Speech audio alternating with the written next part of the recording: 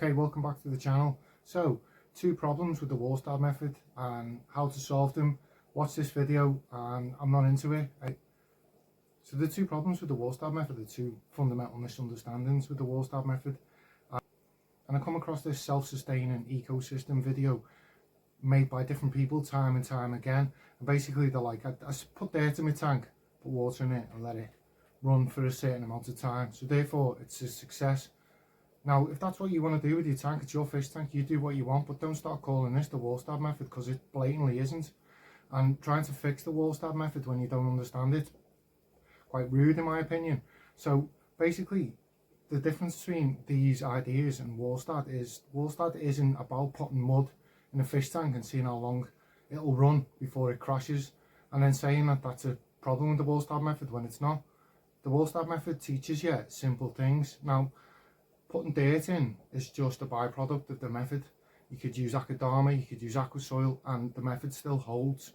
It's not dependent on the soil, and it's dependent on how you manage the nutrient cycle. Most fish tanks run on a nitrogen cycle. We're taught the nitrogen cycle over and over again. Whereas nutrient cycling, you feed your fish, you're testing all the parameters that plants need to exist.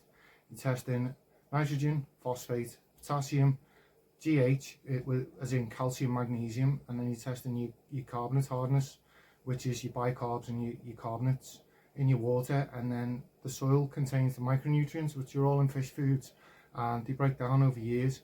Now, saying that the Walstad method runs out of nutrients, no, that's you not managing your Walstad method tank properly. It's that simple. You can't argue it any other way. Get the book, read it. She teaches you how to test every single one of these nutrients, and she teaches you how to dose them. So if you're saying it runs out of nutrients, it doesn't. That's you mismanaging and misunderstanding the Walstad method. The Walstad method is not about putting soil in the tank and seeing how long it lasts. I get these comments all the time in my comment section saying I'm wrong because they set the tank up and it's run for X amount of time without changing water. Then Walstad teaches change your water, reset the balance. It's like Tom Bar, whereas Tom Bar adds nutrients in excess and then water changes to balance. Then Walstad lets them build up, water changes to stop the imbalance and lets them build up again. It's that simple. You feed your fish, the waste breaks down. The bacteria break the waste down, and all the microorganisms break it down into nutrients that the plant can use to grow. This is your self-sustaining ecosystem. Every time you feed your fish, if you're dosing your potassium, because potassium doesn't reoccur naturally in the fish tank, it just lowers over time. Your potassium level will just keep lowering unless you dose potassium. It's that simple. So every tank where people are saying, I put dirt in and run it this amount of time, well, cool, but ultimately your potassium's going to drop to nothing, and then your tank's going to crash. All your plants are going to just crumble because there's no potassium to help them grow. And the argument that you can front load potassium, KH and GH, that one's wrong as well, because potassium blocks plants from the uptake of calcium and magnesium. So that's another myth.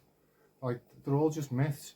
Ultimately, if you want to self-sustain an ecosystem, what you need to do is perpetually keep feeding your fish with these nutrients, letting the micronutrients build up in the substrate.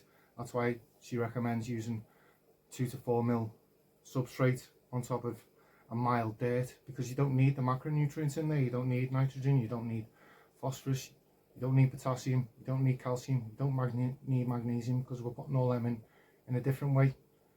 We're measuring all these. She teaches you in the book, she tells you explicitly to measure all these and to water change to keep all these in balance. It's the whole point in the Walstad method. Doesn't matter about dirt, doesn't matter about how long you haven't done a water change. If you want to run the Walstad method, you have to be measuring the inputs, the nitrogen, phosphate, potassium, go over and over them again. That's all you're doing, is making sure that your bacteria are breaking these nutrients down into a way that the plants can absorb them nutrients, and then them plants will filter your water without a nitrogen cycle. It's nutrient cycling. It's that simple. That's the Walstad method, and that's how a self-sustaining ecosystem works.